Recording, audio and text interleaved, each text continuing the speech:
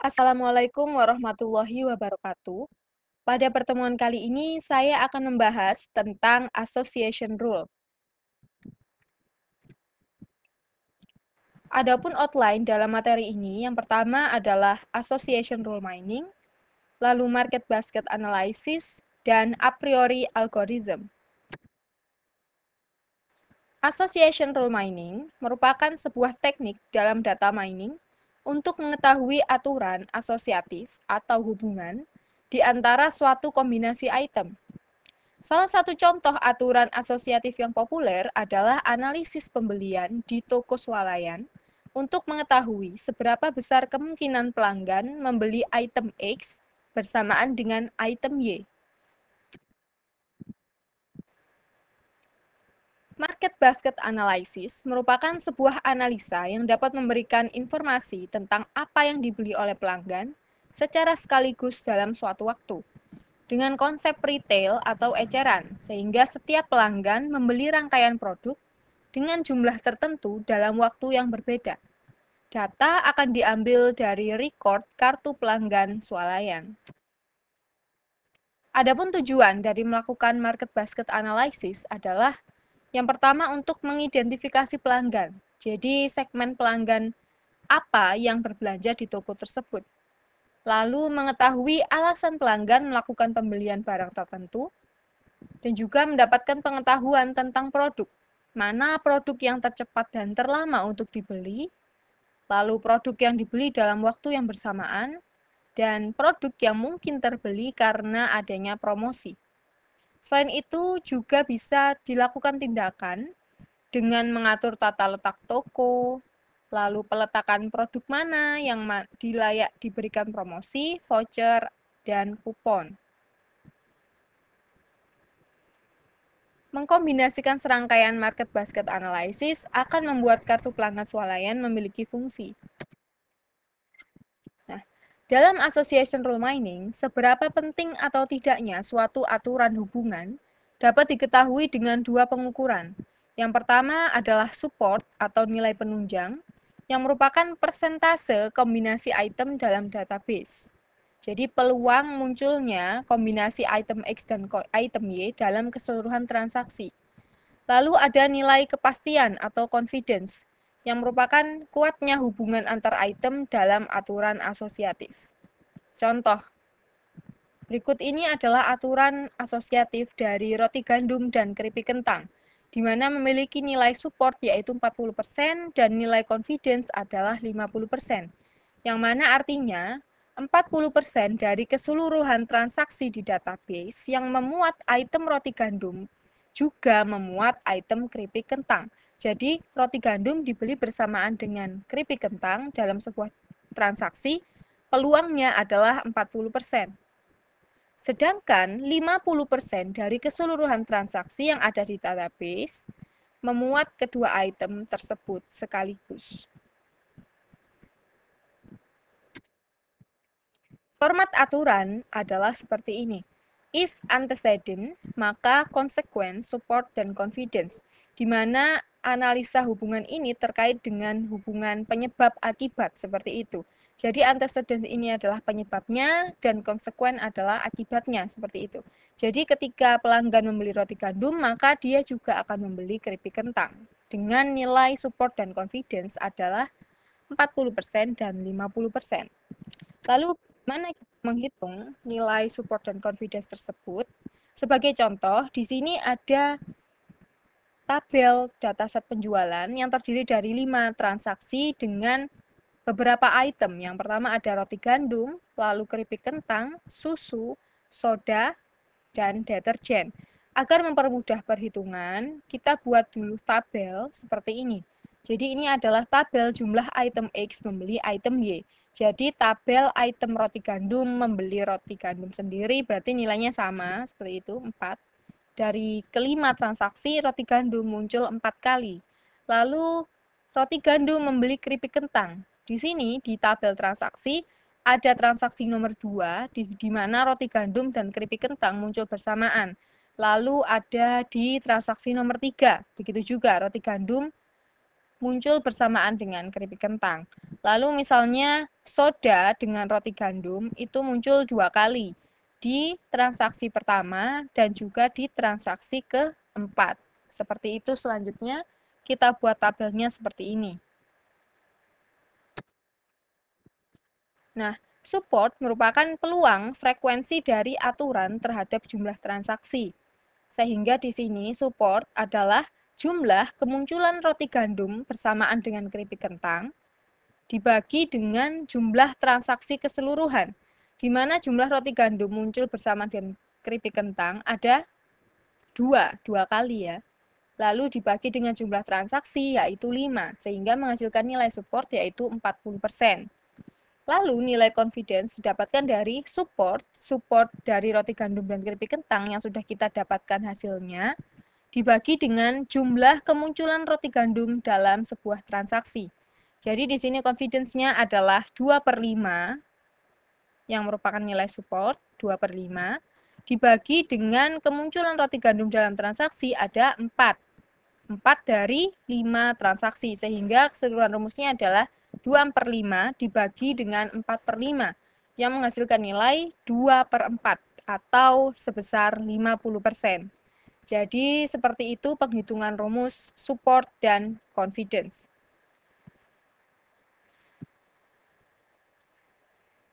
Lalu selanjutnya, a priori algorithm merupakan salah satu algoritme dari aturan asosiasi.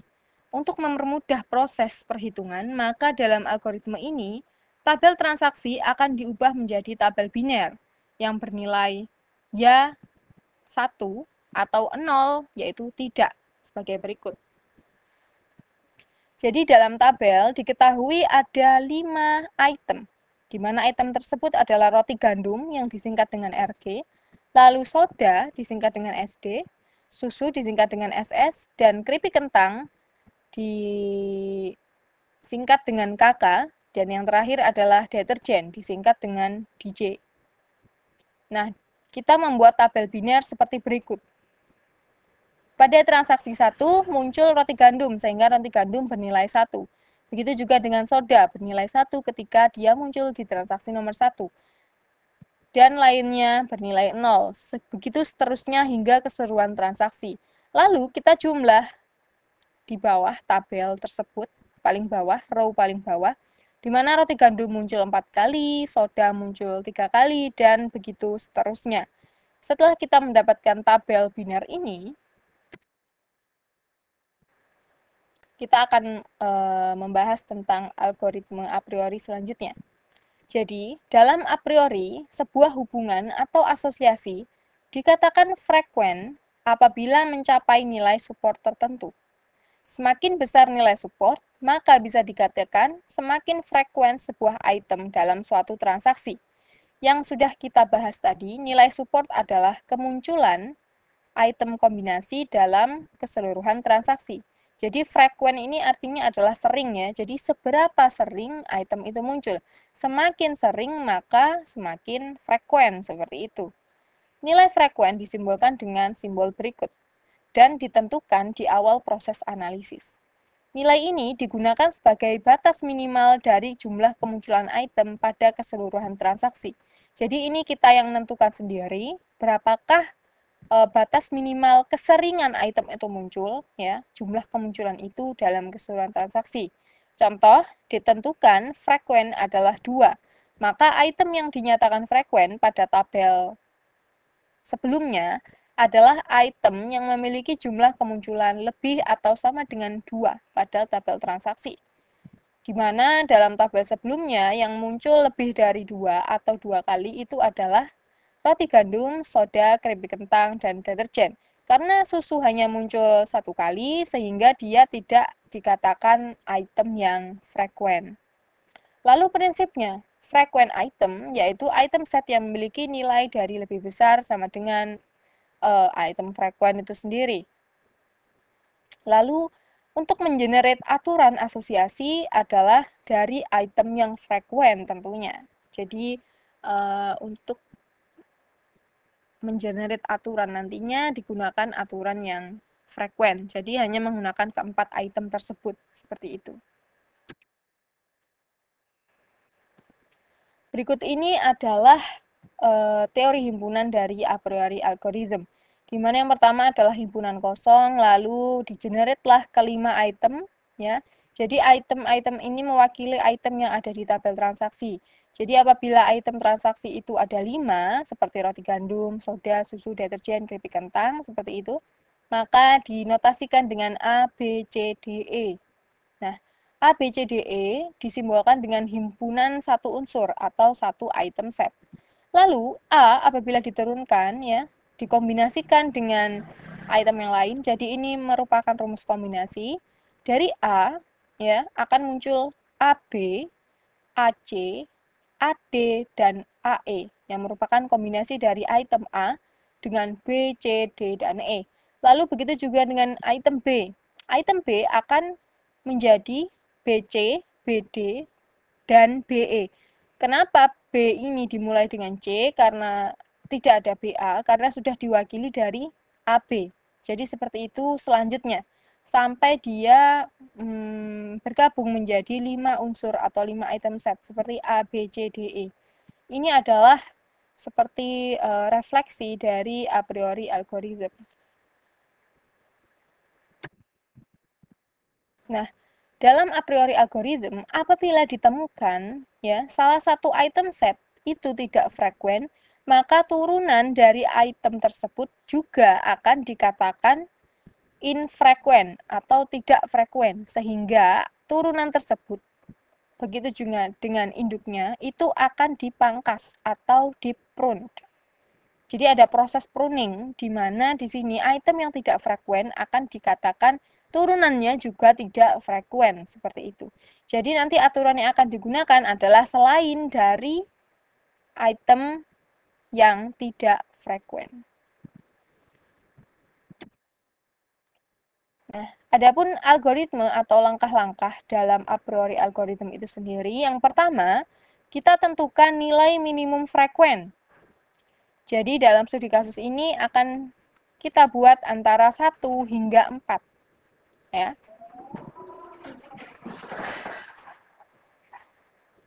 Lalu selanjutnya hitung jumlah kemunculan item di keseluruhan transaksi.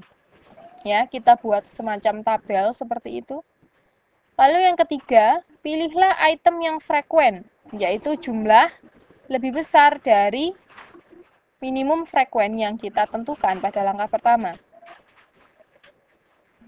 Lalu langkah keempat, kita lakukan kombinasi himpunan unsur pada item tersebut. Jadi kita membuat semacam refleksi tadi yang A menjadi AB, AC, AD, dan AE, dan seterusnya. Setelah itu, ulangi langkah kedua hingga langkah keempat sampai sudah tidak ada item yang frekuen. Jadi kita ulangi proses dari langkah kedua ya hingga ke angka 4 sampai tidak ada lagi item yang memiliki batas frekuen seperti itu. Setelah itu kita akan mendapatkan aturan asosiasi yang telah tergenerate. Setelahnya kita hitung nilai support dan confidence dari masing-masing aturan yang tergenerate. Lalu, pilihlah aturan yang memiliki confidence lebih dari frekuen item dibagi 4 dikali 100%. Kenapa dibagi 4? Karena di awal kita sudah menentukan nilai minimum frekuennya adalah antara 1 hingga 4.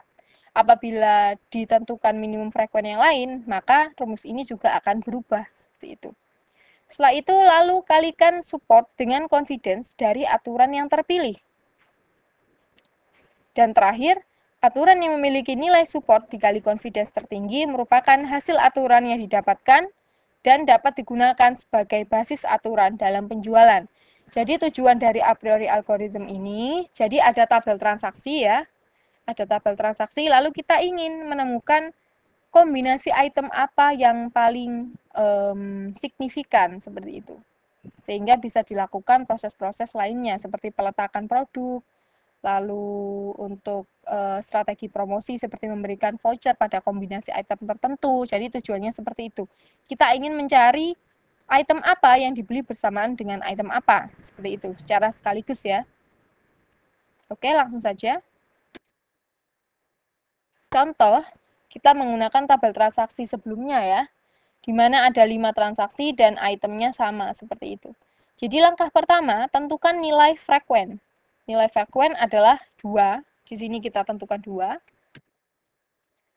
Lalu langkah kedua, hitung kemunculan item pada keseluruhan transaksi. Kita membuat tabel biner seperti yang dicontohkan pada a priori tadi, di mana di sini jumlahnya bisa dilihat di tabel dengan garis kuning, dengan baris kuning. Kita hitung kemunculan itemnya ada roti gandum dia 4, soda dia 3, susunya 1, keripik kentang 3, dan deterjen 2. Sehingga di sini kita bisa langsung mengetahui mana item yang tidak frekuen. Ya. Langkah ketiga, pilihlah item yang frekuen, yaitu jumlahnya lebih dari frekuen yang sudah kita tentukan. Sehingga item susu akan kita eliminasi dalam tabel ini.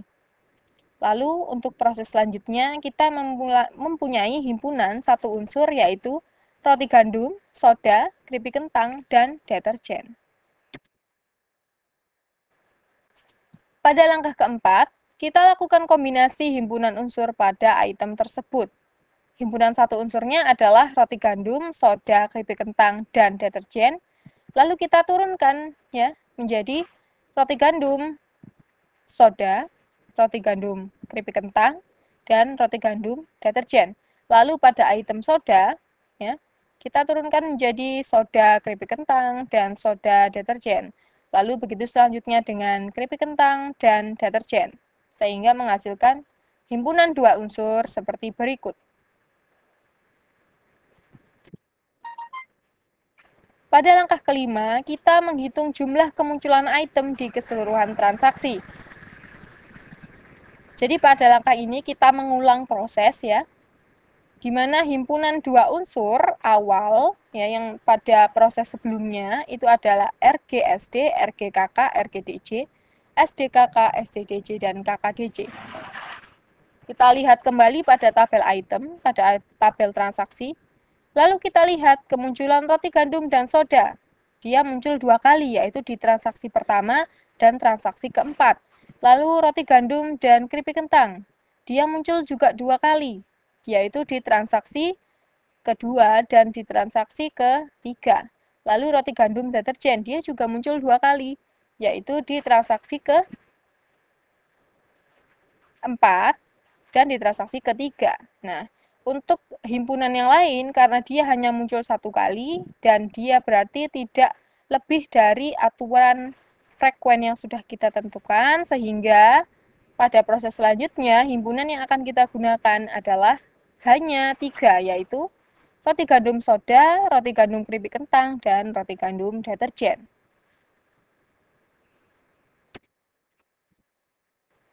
Pada langkah selanjutnya, kita lakukan lagi kombinasi himpunan unsur pada item yang sudah terpilih. Ya. Jadi dari RGSD, RGKK, RGDJ yang merupakan himpunan 2 unsur, kita akan jadikan menjadi himpunan 3 unsur, sehingga akan menghasilkan RGSDKK, RGSDDJ, dan RGKKDJ. Setelah itu, kita lagi menghitung jumlah kemunculan item di keseluruhan transaksi. Nah, ternyata pada tabel transaksi di sini tidak ada yang memenuhi aturan lebih dari jumlah frekuen. Roti gandum, soda, dan keripik kentang sama sekali tidak muncul dalam tabel transaksi. Lalu roti gandum, soda, dan deterjen juga hanya 1 kali muncul, yaitu di transaksi ke-3. Oh, di transaksi roti gandum, deterjen, dan soda di transaksi keempat ya, hanya muncul 1 kali bersamaan. Lalu roti gandum, keripik kentang, dan deterjen hanya muncul 1 kali di transaksi ketiga. Sehingga pada titik ini berarti kita sudah menghentikan proses penurunan ya, penurunan dari keunsur-unsuran itu tadi. Jadi himpunan 3 unsur karena tidak ada yang frekuen, jadi kita batalkan seperti itu. Hingga di sini kita akan lanjut di mana ternyata aturan asosiasi yang kita dapatkan hanya 6 di sini, yaitu roti gandum soda, roti gandum keripik kentang, roti gandum deterjen, soda keripik kentang, soda deterjen, dan keripik kentang deterjen. Ya. Lalu dari aturan tadi kita buat sebuah tabel di mana seperti ini. Jika roti gandum maka soda, jika roti gandum maka keripik kentang. Jadi kita ubah ya dari penurunan tadi menjadi tabel aturan. Nah, ternyata aturan asosiasi ini berlaku kebalikan. Jadi if X maka Y itu sama dengan if Y maka X. Maka dari 6 aturan ini akan kita tambahkan aturan lain, ya. Jadi kita balik seperti itu. Sehingga menjadi seperti ini. Jadi dari 6 aturan tadi akan menjadi 12 aturan dengan membalik posisi X dan Y. Jadi yang pertama, jika roti gandum maka soda, lalu dibalik menjadi jika soda maka roti gandum. Begitu seterusnya hingga semua aturan tergenerate, yaitu ada 12 aturan. Setelah kita mendapatkan aturan, lalu hitung support dan confidence dari masing-masing aturan yang tergenerate. Dengan menggunakan rumus yang sudah kita pelajari bersama untuk menghitung support dan confidence, kita cari nilai ini dari tabel transaksi. Jadi support kemunculan ya roti gandum bersamaan dengan soda itu adalah 40%. Berarti dia muncul 2 ya. 2 kali dari 5 transaksi, yaitu 2/5. Sehingga menghasilkan nilai 40%. Lalu nilai confidence adalah nilai support, yaitu 40%, atau 2/5 dibagi dengan kemunculan roti gandum dalam sebuah transaksi. Kemunculan roti gandum ada 4, ya, 4 dari 5. Berarti 2/5 dibagi dengan 4/5 sehingga menghasilkan 50%. Begitu selanjutnya kita hitung semua aturan, ya, kita cari nilai support dan confidence-nya masing-masing. Nah, setelah kita mendapatkan support dan confidence, pada langkah ke-10, pilihlah aturan yang memiliki confidence, ya, nilai confidence itu lebih dari frequent item dibagi 4 dikali 100%. Di sini frequent kita tentukan 2, berarti kita harus memilih confidence, ya, memilih aturan yang memiliki nilai confidence lebih dari sama dengan 50%. Nah, dari ke-12 tabel tadi, kita cari yang mana yang memiliki confidence lebih dari 50%. Dan ternyata dari 12 aturan yang memilikinya ada 8 aturan, ya. Jadi hanya 8 aturan yang memiliki nilai confidence lebih dari 50%. Sisanya dia tidak sampai 50% sehingga kita akan mengeliminasi aturan tersebut. Setelah kita memiliki aturan yang sudah ditentukan, yaitu yang memiliki nilai confidence lebih dari sama dengan 50%, terakhir kita kalikan nilai support dengan confidence dari aturan yang terpilih. Dari ke-8 aturan, nilai support dikali dengan nilai confidence. Support 40%, ya, dengan confidence 50%, berarti menghitungnya caranya adalah 40 dikali 50 dibagi 10.000 yang menghasilkan nilai 0,2. Begitu juga seterusnya. Aturan kedua, 40 dikali 66,67 dibagi 10.000 menghasilkan nilai 0,2668. Sampai aturan terakhir, yaitu aturan ke-8. Nah, pada langkah terakhir, aturan yang memiliki nilai support dikali confidence tertinggi merupakan hasil aturan yang dapat digunakan sebagai basis aturan dalam penjualan. Ya. Jadi dari ke-8 aturan tadi yang memiliki nilai support dan confidence tertinggi adalah aturan jika deterjen maka roti gandum dengan nilai support yaitu 40% dan confidence-nya adalah 100%. Dan menghasilkan nilai support dikali confidence adalah 0,4 dan merupakan nilai yang tertinggi dari keseluruhan aturan. Namun, hasil pada langkah 11 sebenarnya sudah merupakan hasil kombinasi yang benar. Dan aturan yang paling kuat adalah aturan yang nilai sub dikali confidence-nya tinggi, seperti itu. Nah, jadi hasil pada a priori algorithm bergantung pada data tabel transaksi. Sehingga semakin banyak data dan variatif pada tabel tersebut, maka akan menghasilkan analisis asosiatif yang semakin baik. Jadi, untuk perhitungan a priori algorithm seperti itu. Untuk absen pada pertemuan kali ini, silahkan Anda memberikan komentar dengan pertanyaan atau menjawab pertanyaan yang diajukan oleh teman Anda dengan menyertakan nama, ya, hanya nama saja. Dan apabila ada yang ditanyakan, silahkan. Saya kira cukup sekian pada materi ini. Terima kasih atas perhatiannya. Wassalamualaikum warahmatullahi wabarakatuh.